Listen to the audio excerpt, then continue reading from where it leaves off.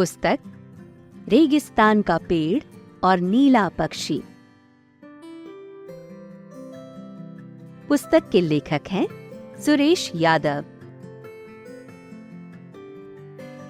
चित्रांकन है पार्थ सेन गुप्ता द्वारा।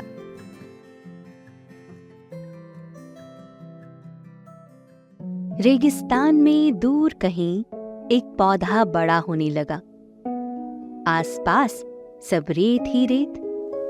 साल भर में कभी बारिश हो जाती तो पौधे को बड़ी खुशी होती। उसके जीवन के वे दिन कुछ चहल पहल के होते। बाकी तो सारा समय अकेले में गर्म हवा के थपेड़े खाते हुए गुजारना पड़ता था।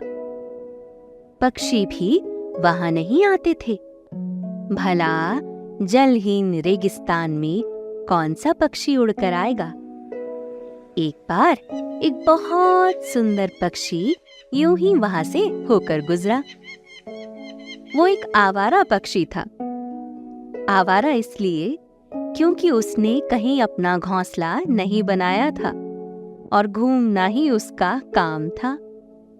वो अपनी मस्ती में बेफिक्र घूमता था। कहाँ क्या मिलेगा और क्या नहीं मिलेगा, इसकी उसे कोई परवाह नहीं थी।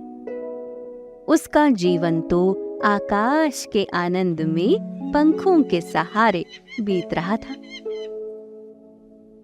सुनसान रेगिस्तान में इस अकेले पेड़ को देखकर पक्षी को बड़ा आश्चर्य हुआ और वो पेड़ का हाल चाल पूछने के लिए उसकी टहनी पर जा बैठा। पेड़ की सूखी नसों में तो मानो खून दौड़ पड़ा। उसका शरीर खुशी से सिहरने लगा। कैसे हो? पक्षी ने सवाल किया। तुम्हें देखकर तो मैं बहुत खुश हूँ। मैं सचमुच कितना खुश हूँ। क्या तुम्हें ये खुशी पहली बार मिली है? हाँ, मेरी किस्मत ही ऐसी है। इस सुनसान रेगिस्तान में जन्मा हूँ। बहुत से पक्षियों को यहाँ से गुजरते हुए देखता हूँ, पर सब आंखें मीचे ऊंचाइयों पर उड़ते चले जाते हैं। कोई भी मेरी टहनियों पर आकर नहीं बैठना चाहता। एक तुम हो जिसने मेरा हाल चाल पूछा है, वरना तो गर्म हवा के झोंके ही मेरे साथी हैं, जो मनमाने ढंग से मुझे झुलसाते रहते हैं। पेड़ ने उदास होकर कहा। तुम्हारे जीवन में कोई खुशी नहीं है। मुझे दुख हो रहा है तुम्हारी इस दयनीय स्थिति पर। पक्षी बोला। साल भर में एक बार जब बारिश होती है तब जरूर एक हलचल सी होती है मेरे जीवन में, पर जब उस खुशी को बांटने के लिए मैं चारों तरफ देखता हूँ तो सूनीपन के अलावा कुछ नजर नहीं आता। उस भयानक सूनेपन को देखकर मैं फिर से उदास हो जाता हूँ। हाँ, अब तो आदत सी पड़ गई है इस तरह जीने की। पहली बार एक खूबसूरत पक्षी को अपनी टहनियों पर फुदकते देखकर तो लग रहा है कि मैं कोई स्वप्न देख रहा हूँ। पेड़ कुछ प्रसन्न होकर बोला। पेड़ ने रुककर फिर कहा।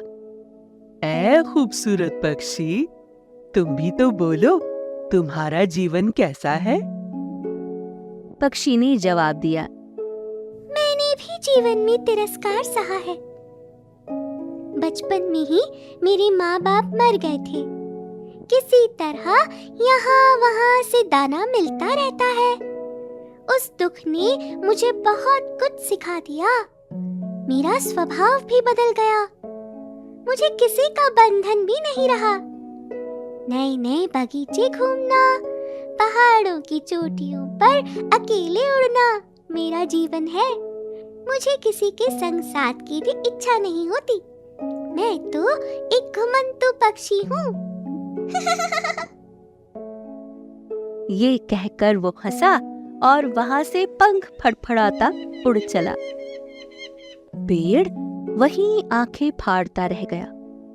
चारों तरफ असहाय नजरें दौड़ आई। पक्षी दूर ओझल होता जा रहा था। उसे अपना जीवन और भी निरर्थक लगने लगा। वो सोचने लगा, अगर मेरे भी पैर होते तो मैं मरुस्थल की छाती फाड़कर चला जाता। वो रोने लगा, बहुत फूट फूट कर रोया।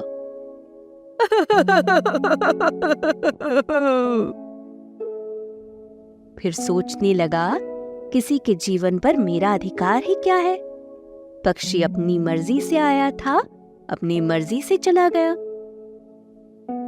जब भी कोई प्रवासी पक्षी ऊपर से उड़ता हुआ गुजरता तो पेड़ को उस सुंदर नीले पक्षी की याद अवश्य आती। वो अपने आप से पूछता, क्या वो पक्षी फिर कभी यहाँ आएगा? और एक शाम सचमुच ही वो पक्षी वहां आ गया। उसकी टहनियों पर उसके स्पर्श से पेड़ में फिर सिहरन दौड़ गई। उसे लगा कोई अपना उसके पास आ गया है, पर ये साथ कितनी देर का है, कौन कह सकता है। मुस्कुराकर पेड़ ने पूछा, सुनाओ, कैसा रहा तुम्हारा भ्रमण? कहाँ कहाँ घूम आए? पक्षी ने मीठे स्वर में गाकर जवाब दिया, दुनिया के हर कोने में बहार है, बाग बगीचों में फल फूलों का प्यार है, फूलों की सुगंध में गीत गाता था, मीठे मीठे फल मैं नित्य खाता था। पेड़ ने बड़ी उत्सुकता से पूछा, हाँ? ये फल फूल क्या होते हैं जो तुम्हें इतने प्यारे लगते हैं? पक्षी ने हंसकर उत्तर दिया, हर पेड़ का जब मौसम आता है, वो फूलों से फलों से लद जाता है। पेड़ बड़े सोच में पड़ गया। उसे लगा, अगर ऐसा है तो उसके पास भी तो फल फूल होनी चाहिए, पर वो तो फल फूलों के बारे में जानता तक नहीं था। क्या उसका मौसम कभी नहीं आता? बड़ा धक्का लगा उसे। अब तो वो हर समय मन ही मन फल फूलों के बारे में सोचता रहता, उनके रूप रंग के बारे में तरह तरह की कल्पनाएं करता। पक्षी तो कुछ देर रुककर उड़ ही गया था। उस साल रेगिस्तान में भारी वर्षा हुई। जमीन पर बहते पानी को देखकर पेड़ फूला नहीं समा रहा था।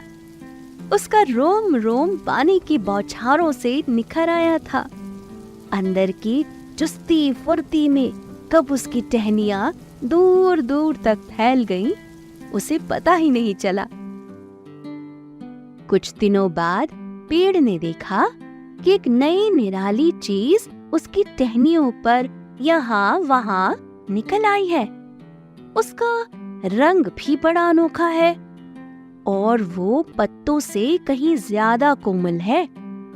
पेड़ को बड़ा आश्चर्य हुआ और वो लगातार अपनी टहनियों को ही निहारता रहा। फिर उसने देखा कि उस चीज की छोटी छोटी पंखुड़ियां भी निकल आई है। अब तो पेड़ को लगा कि उसके साथ कुछ विचित्र बात होने वाली है। उसे अपने सारे शरीर में एक तरंग का अनुभव हुआ। काश वो भी उस पक्षी की तरह गा सकता। कुछ ही दिनों में पेड़ सफेद रंग से ढंक गया। अब तो वो अपने अकेलेपन को भी भूल गया। उसे लगा शायद यही वे फल और फूल हैं जिनकी बातें नीले पक्षी ने कही थी।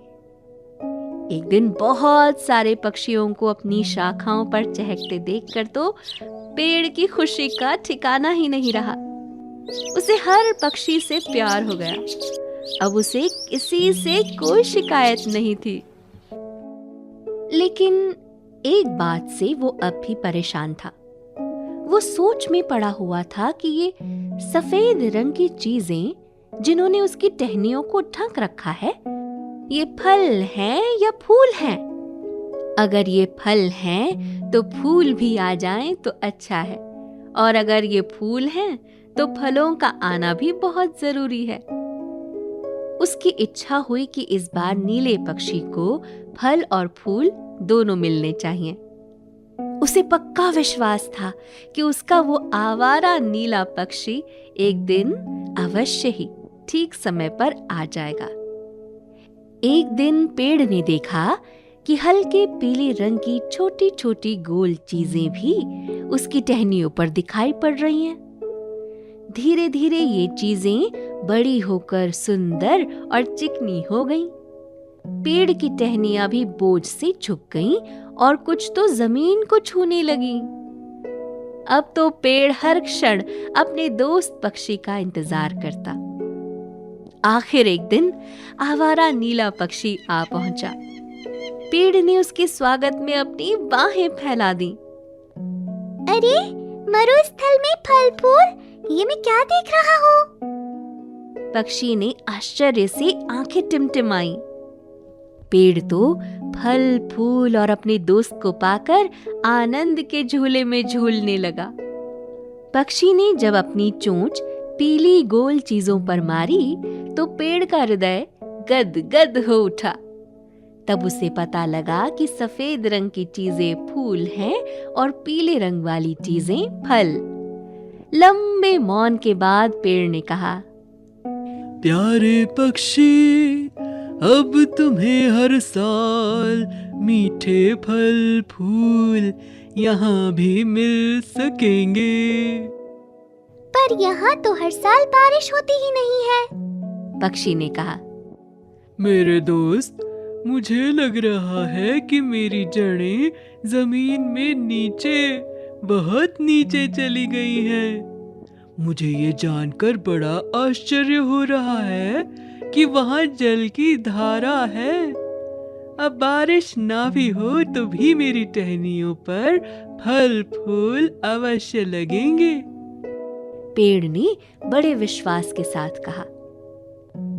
मैं भी अब घूमते घूमते थक सा गया हूँ।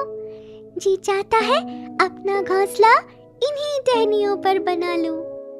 पक्षी बोला।